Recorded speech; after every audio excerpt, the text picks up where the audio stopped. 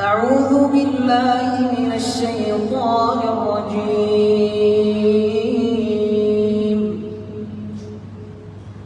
بسم الله الرحمن الرحيم.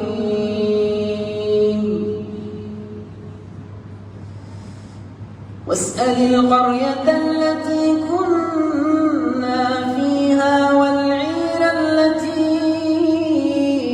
أقبلنا فيها وإنا لصادقون. قال بل سولت لكم أنفسكم أمرا فصبر جميل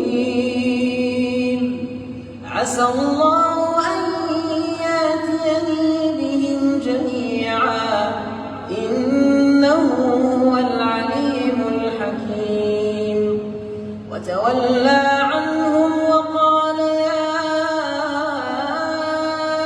أسفا على يوسف وابيضت عيناه من الحزن فهو كظيم. قالوا تالله تفتأ تذكر يوسف حتى تكون حرضا أو تكون من الهالكين. قال إنما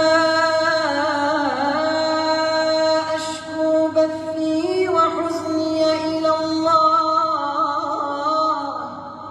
وأعلم من الله ما لا تعلمون. يا بني اذهبوا فتحسسوا من يوسف وأخيه ولا تيأسوا من روح الله إنه لا ييأس من روح الله إلا القوم الكافرون.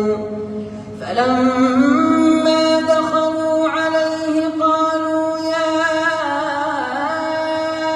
أيها العزيز مسنا وأهلنا الضر وجئنا ببضاعة مزجاة فأوف لنا الكيل وتصدق علينا إن الله يجزي المتصدقين.